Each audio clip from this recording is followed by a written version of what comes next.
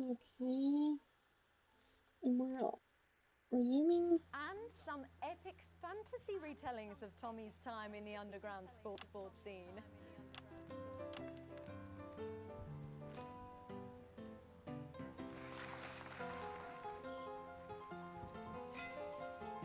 You'll never take the sacred path!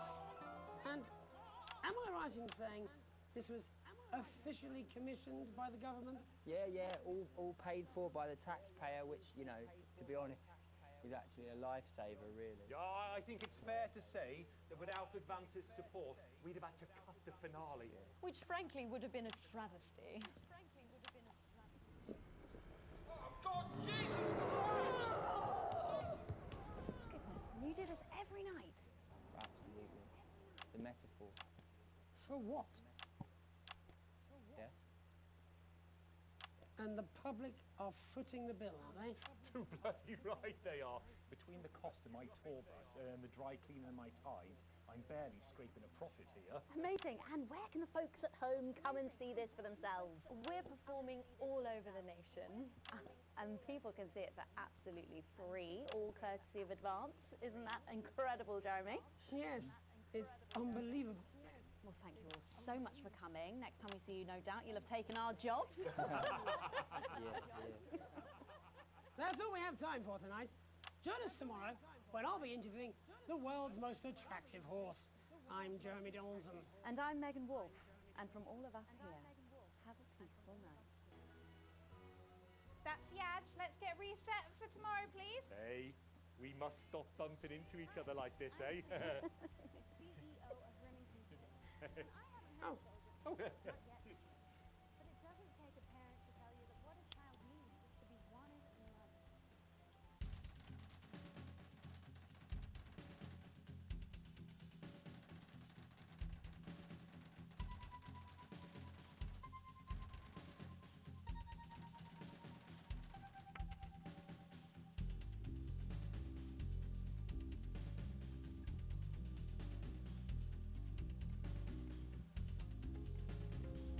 No, not this time.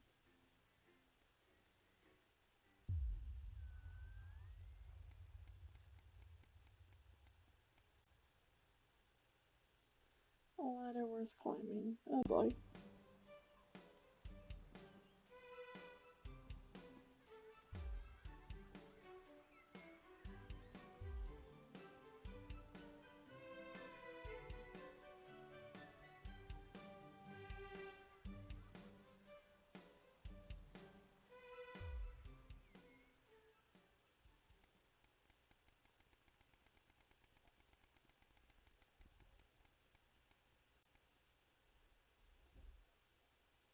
A sign of things to come.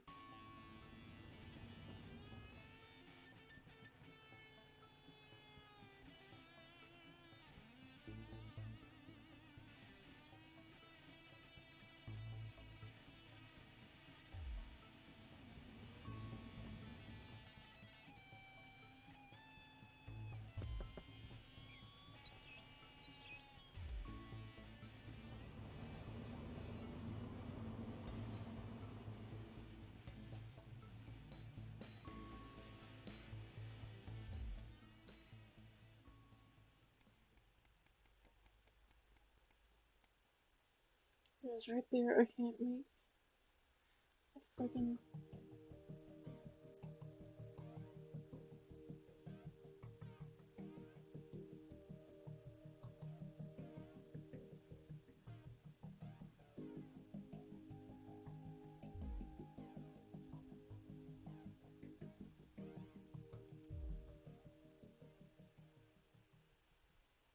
Yeah, Sharon is like freaking hell.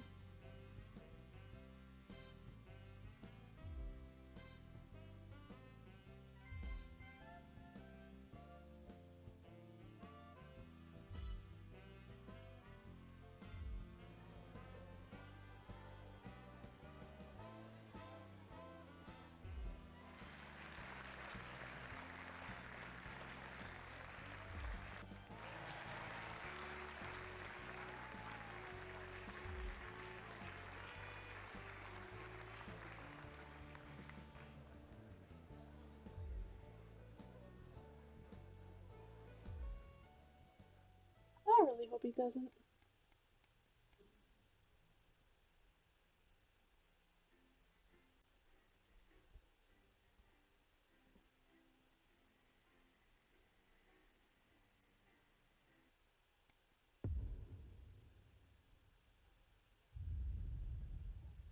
This is a staff announcement. This is Mr. Bozeman, your boss.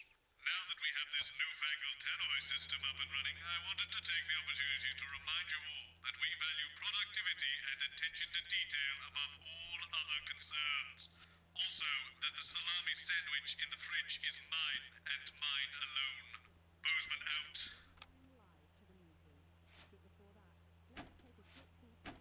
I'm sweating like Peter Clement in an off-license here. Okay, we're working on it. What, you've got someone to hose down the sun, have you? Yes, they've just strapped on their wax wings. Classical illusions are no substitute for air conditioning. You know, I genuinely thought you'd be in a better mood today. She's not even here. Yes, but he is. Our gun-toting handler. Who, Andy? I don't know what the fuck his name is, do I? He's here to keep us safe when people like disrupt. More like keep us in line. I hate guns. Give me the willies. 10 seconds, everybody. So, we've got any actual real news tonight? Well, the world's on fire. That good enough for you? Going in 5, 4, 3. Good evening, I'm Jeremy Donaldson. Our main headlines tonight. Siege mentality. The World Council today established a military blockade to enforce the unjust and punitive sanctions now entering their 10th week. In a statement from team headquarters a short time ago, Prime Minister Julia Salisbury issued a commanding response to this unprovoked escalation. The World Council should make no mistake. This blockade and the illegal sanctions it seeks to enforce are an act of war and will be treated as such. Any incursion, however slight, into our territory will be met with swift and deadly force. You have been warned. Three's a crowd. It seems the celebrity wedding of the decade might have been a touch busier than expected. In a photo leaked today, it appears the union of football star Johnny Hamsleeves and his bride, Tiffany Lamour, may have had a few uninvited guests. Hundreds lined the street to celebrate with the happy couple.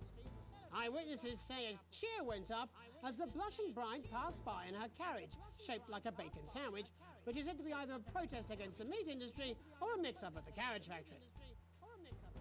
In it to win it, exciting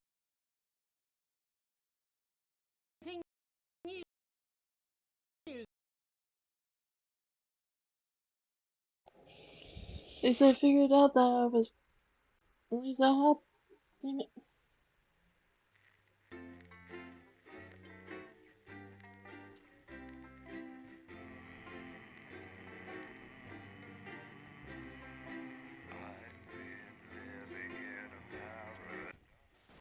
Good evening, I'm Megan Wolf. And I'm Jeremy Donaldson. Our main headlines tonight.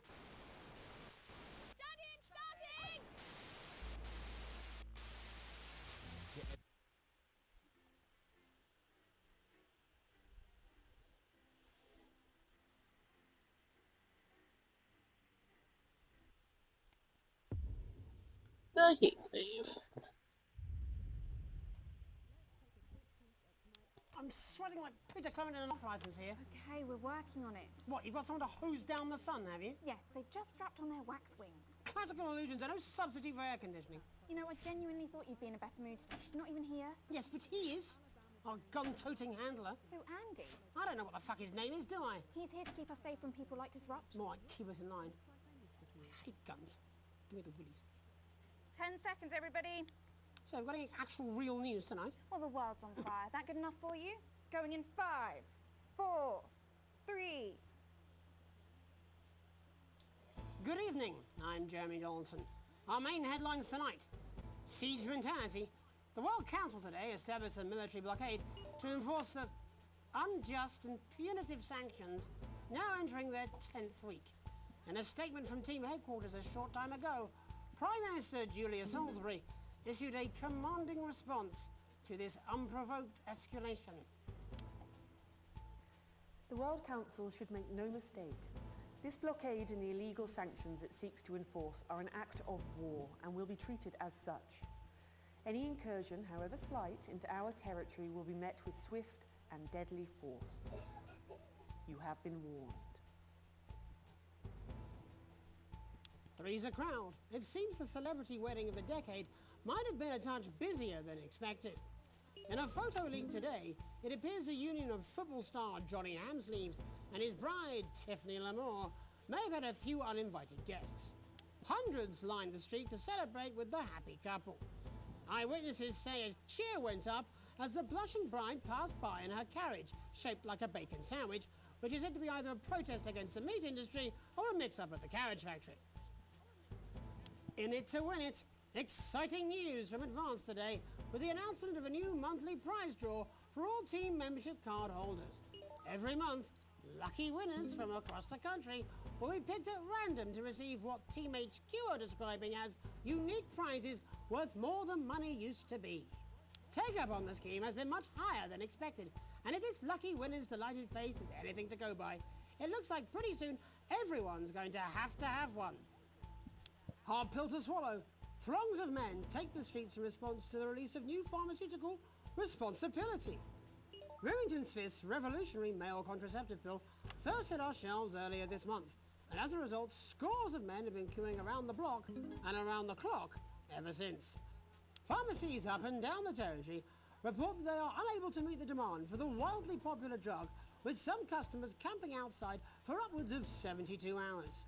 Satisfied CEO Sophia Remington says they've scaled up production and will soon have manufactured enough to satisfy even the randiest of consumers. Some men left behind. Escape craft construction has been hampered by problems as the beleaguered scientists stuck in Dante's taint have had to make the hard call of who won't be coming back due to their new vessel's limited capacity. Despite their promising start, it's fair to say that enthusiasm for the venture has waned.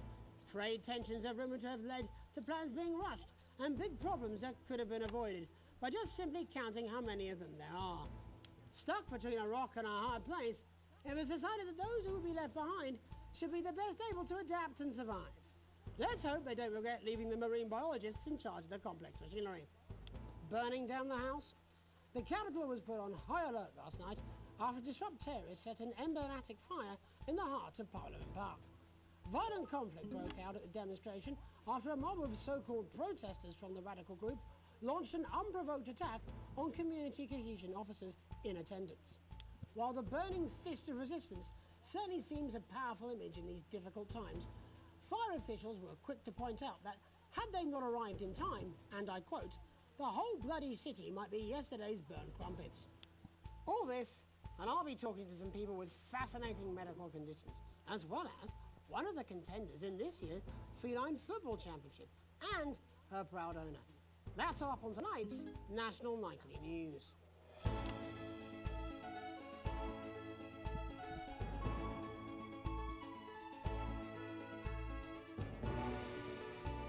Alright.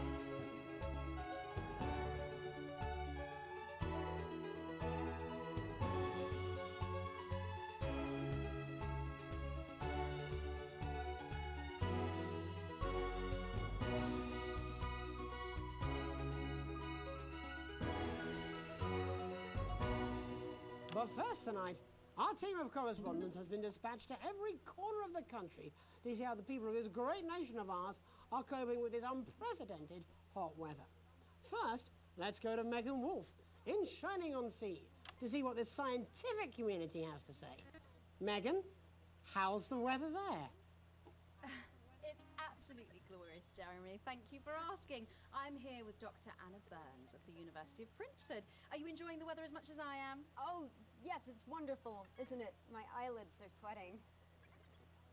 And you're part of a team carrying out a study into just what's causing this unbelievable heat, is that right? Yes, that's correct. Yes, we want to be able to reassure the public once and for all that there's absolutely nothing to worry about and that they can enjoy their sunstroke and fossil fuels in peace. You sound very confident about that. Oh, very much so. I can say without any hesitation, there's really no cause for any concern here. I've actually left my car running. So tell us about this experiment. Well, we take data from weather stations from all over the world, along with atmospheric samples, and we take all that and we feed it into this state-of-the-art computer, and very soon we'll be getting a high-tech readout of the results. Blimey, that sounds very fancy. I should just say, none of this would be possible without the generous support of Remington Fist. This is all thanks to their unrivaled investment in our future, and may I just say, complimentary personal anecdote. Oh, here we go. And, as expected, everything is absolutely fucked. Hang on. This can't be right.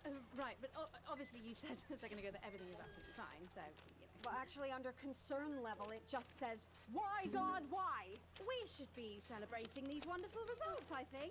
There we are. We need to evolve gills within 40 years. You look thirsty.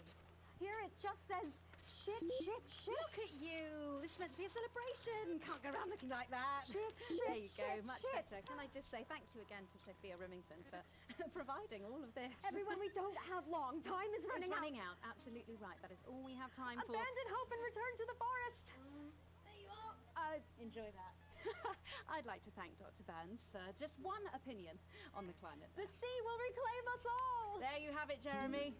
Proof, if proof be need be, that everything is just fine. I'm Megan Wolf, here with science. Back to you. Megan Wolf there, attempting to do some actual news. Next, heads over to Robin Short, who's in Scritchford with some of the winners of this week's team membership lottery. Robin? Thanks, Jeremy. I'm here in Scritchford with Gary Failsafe, a janitor at the local school, and Amelia Jackhammer, an aspiring poet.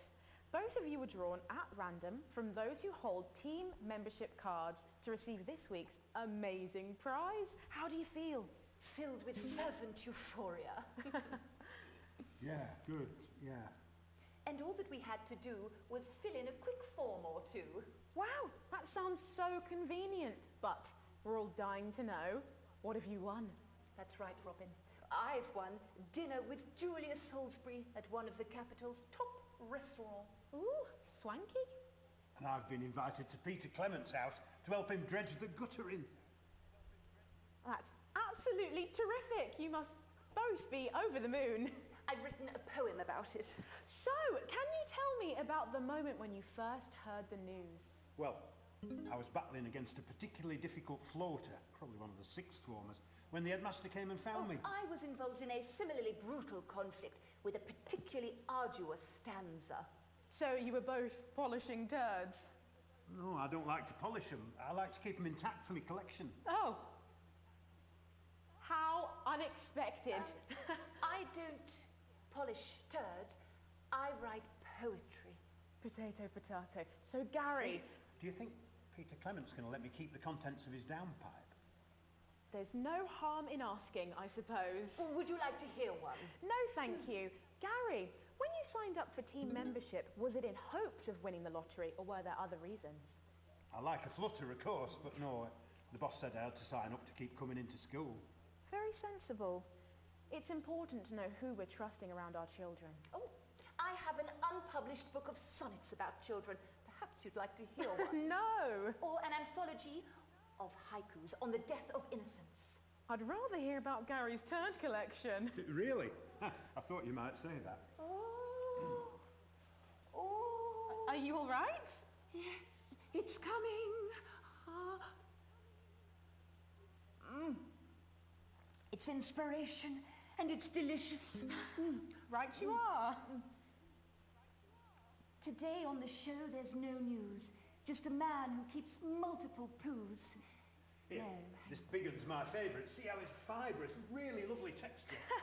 Would you encourage other people to enter for their chance to win? If it's colour you're looking for, take a gander at all blue eyes here. The national news lost its way when it covered some crap on a tray. Some of these are quite rare. Maybe that was unfair. And that's all we have time for today. Back to you, Jeremy. Thanks, Robin. What a lucky pair they are.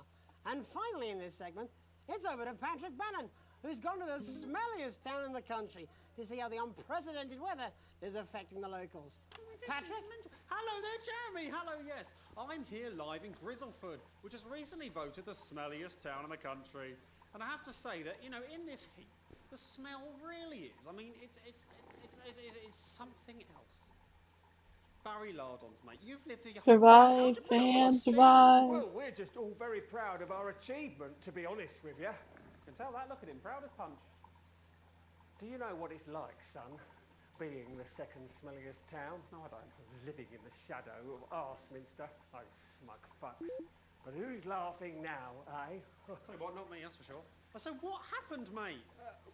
Right, the good people from Remington's Fist came in and saved the day with their factory. You're talking, of course, about the newly built flour factory. Yeah, they gave us this big presentation on jobs and growth. But as soon as we heard about the stench, we paid them whatever they wanted to put it here. Does the stink not affect your life in every way, Barry? I mean, perhaps if you're filling in a tax return or completing the physical act of love. It's strong at first, but you get used to it after several weeks of your first bout of sickness. The judges were very impressed. So, what's sickness? Oh, that's nothing to worry about. It takes a few minutes before you develop any symptoms. Now, folk are saying something about the production line and how they dump carcasses directly into the water main, but I think it's probably the few valves on the high street. On the high street? Should I see a doctor? What are the symptoms? Well, the first one is asking stupid questions. Then folk experience a loss of inhibition. Fuck off, do they? When was the last time you brushed your teeth, you stinking old tramp? Next according is a period of randomly bursting into song, followed immediately by delusions of grandeur. Oh, that's not really a problem. Never sung in my life. Hello, it's sexy Patrick Bannon, and he's wearing sexy shorts now. Oh my God, look at me. I'm like a stallion. I'm gorgeous. Why didn't you tell me? I should take my shirt off. You know what? I'll even let you touch me if you want. That will be the bout of undeserved self-confidence. Love the Bannon. Feel the Bannon. Oh, mate, what's the point? And the ennui. All that's left now are the hallucinations and unconsciousness. Nanadotti? Is that you?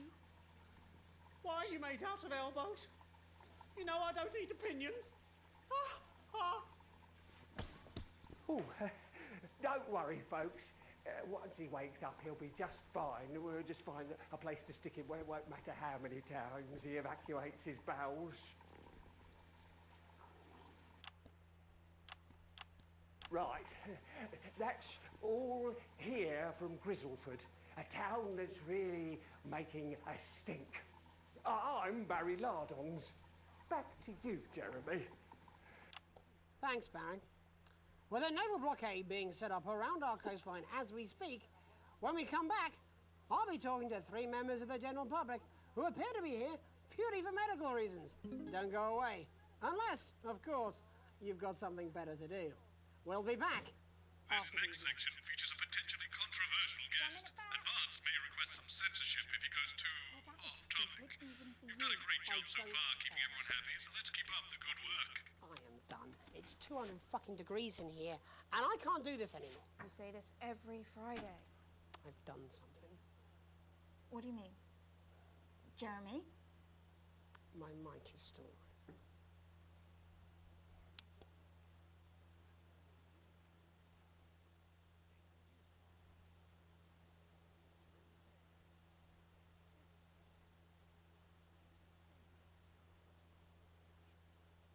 That's what I'm talking about? Cat football? We should be doing an interview with the War Minister, or a report from Grentham Downs. Even the weather would be more fucking relevant than this. Jeremy, please, just breathe. It's just something light to keep people's minds off things. Exactly, which is wrong. People's minds should be very much on things. Christ, it's so fucking hot. Please take your seats as quickly as you can. I can't do this anymore, Jenny. I've had enough. That's it. This is just 10 seconds. Get over yourself, Jeremy. Why don't you stop feeling sorry for yourself for 5, 4, 3. Welcome back to the National Nightly News with me, your host, Jeremy Donaldson. Later, we'll be talking to the captain of the territory's first cat football team, Professor Pumpkin. But first, I'm joined by 3 guests with some balmy bodily behaviours. Joining me is a woman who's been hiccuping for over 9 months. Isn't that right, Miss Piercy? Yes, that's right. Yes. Tell us, what brought all this on? Well, it's all a bit of a blur, Jeremy, to be totally frank with you. See, I was watching your show and I remember seeing the news about the election, and it hasn't stopped since. Fascinating stuff. Also here is Frankie Steampipe. Perhaps you could explain to us exactly what your physiological foreboil is. I'm here to say it's high time people like me were respected. We're constantly overlooked in the workplace, we're whispered about on buses, and we're asked politely to leave children's birthday parties. And it's disgusting.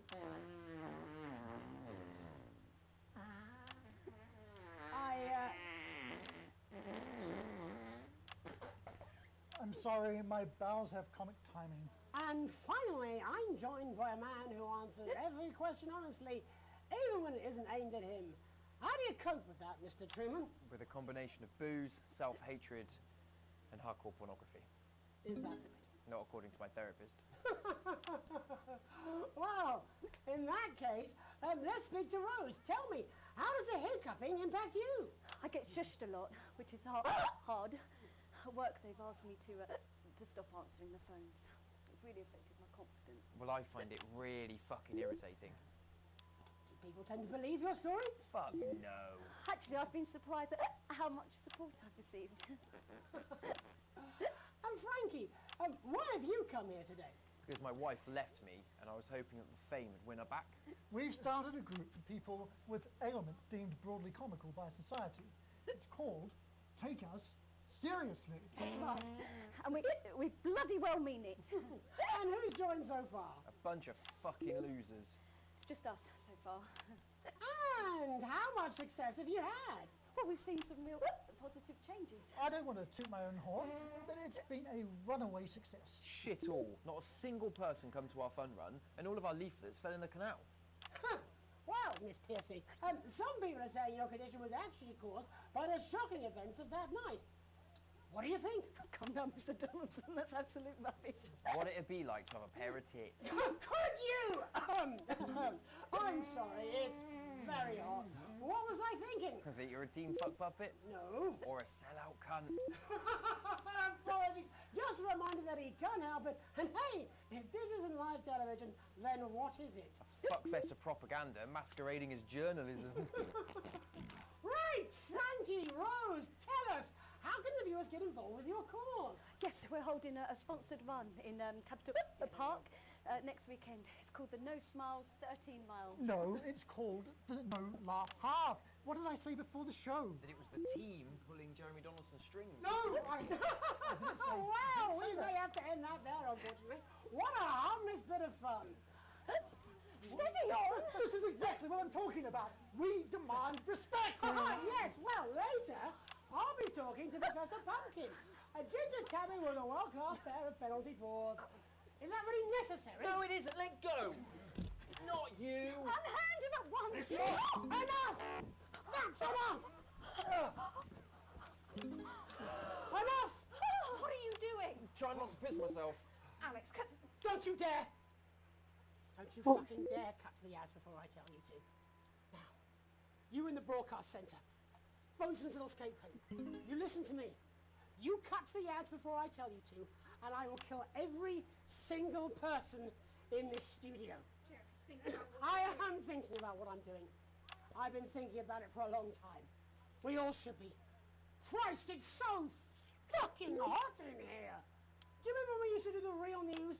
Before it was all lottery winners and bloody cat football? We are on the brinks of a siege, the likes of which the world hasn't seen in hundreds of years. The enemy is at the gates, and I'm stuck here talking to these three fucking idiots. I think my hiccups have stopped. You three, get the fuck out of my studio. Go on, now, go, before I change my mind. Jenny, lock the doors. Lock the doors. Yes, Jeremy. Now. Good. Yes. Now. Right then. You in the broadcast centre. Alex, you listen to me. You pay attention. Now, I'm sure you've already loaded up exactly what you're going to play in the commercial, but today is going to be a little bit different. Look to your right. Yes, really. Look to your right. There is a VHS tape, and I want you to load it into one of the machines, and when I say so, and not before, you play it. You've got about 15 seconds, so I wouldn't waste any time. Now, all cameras. Alex, I assume you won't be playing that tape. This station does not negotiate with terrorists. I hope I've made myself clear. You seem to know what to do. Every single thing that comes out of this studio is either one-sided or banal. We're going to show the other side for a bit of fucking balance. Like the good old days. Alex, play the fucking tape. Now, I don't want to hurt any of you. If I see anything I don't like, I will not Alex, you're going to get me in trouble with that. Let's hope you made the right call. reset the system for the third segment. I imagine the ratings are going to be through the roof.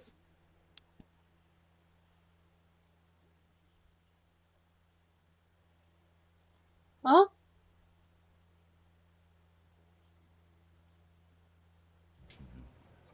The elderly are not a burden. The rich were not all crazy. And the team membership card is an ID card, no matter how tempting the prizes are. But who am I to tell you this? A voice from the shadows trying to tell you that everything you know is wrong. Why would you trust a man too scared to show his own face? Don't switch off. Please, don't switch off. My name is Alan James, and I think that certain rights are worth fighting for. The right to keep the rewards of our own hard work. The right to be kept alive in our dotage. And the right to question our government without worrying what our children will report to their fellow go-getters. I love this country. It may be what I am, and I'll fight for it. In fact, I'll die for it, if I have to. But I can't do it alone. Disrupt a growing movement. How long? But we need your help, your support, please. Look for us, find us, and if you also know in your heart that there is something deeply wrong in this country, join us. Resist. I don't know. Disrupt. This wasn't what I planned. I mean, some of it was. I had a speech, look. But this was unexpected. This was unexpected. So what now, Jeremy? So what now, Jeremy? It was supposed to be your day off. It was supposed to be your day off. Please, don't do any more stupid things today. Please, don't do any more stupid things today. How long, Jenny? How long, Jenny? We're already live. Welcome back to the National Nightly News. Welcome back to the National Joining Nightly News. Unexpectedly, I very much imagine will be my last broadcast, are two new guests. Jenny works here at the National Nightly News and is someone I consider, well, a friend. And next to her is, what's your name? Andy. Andy's a policeman. Only we don't call him that anymore. He's a community cohesion official. Officer. Sorry? It's community cohesion officer, CCO. And how's that feel, Andy? Being rebranded? It's good. It's not about confrontation anymore. You know, the force had its fair share of problems. The team doesn't have as many. But it still has some. I couldn't say. Couldn't or wouldn't? I don't know what you want me to say. Christ, you're fucking useless, aren't you? We'll come back to you later. Jenny? I don't want to be on the news, Jeremy.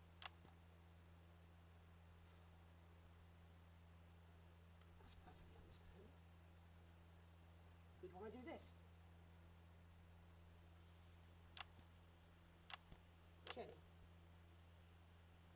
why did you join the National Nightly News team? I always wanted to work in news.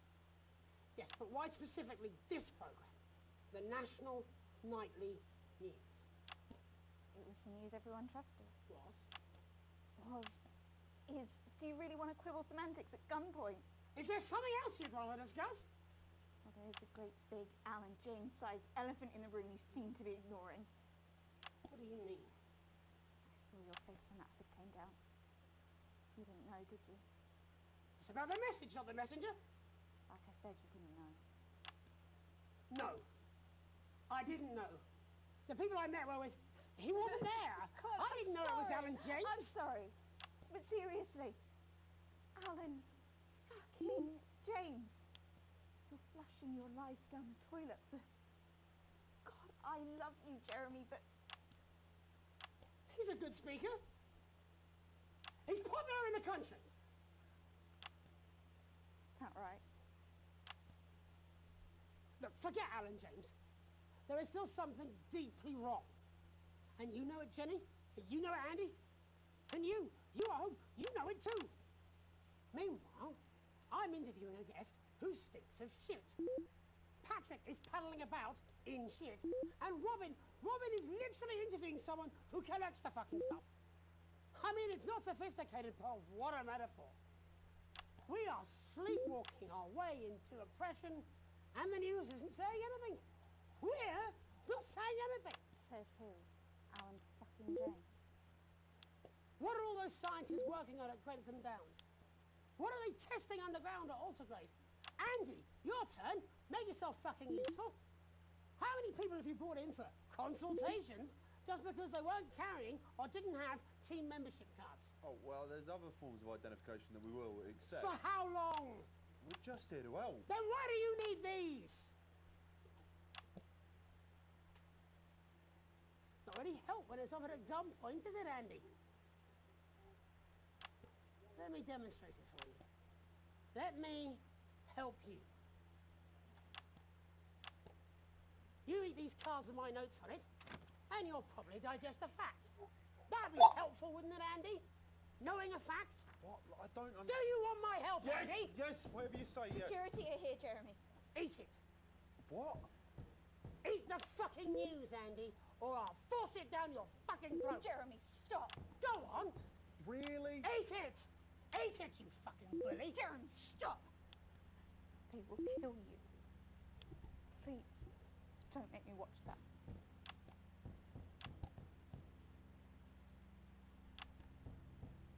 Of course.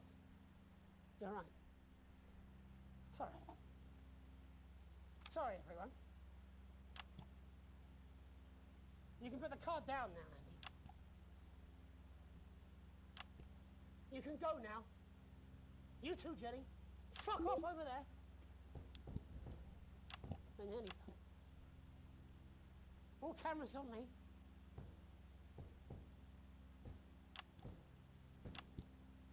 This new regime of ours is so seductive. I understand that. But before we all hand off our freedoms, should we ask to whom we're handing them over? Don't you want to know what's being done in your name? How many people were transitioned last month? A record high. Again, if you care. Shouldn't someone ask Advance how they plan to deal with this blockade? How many years or months of supplies we have? Why aren't we asking...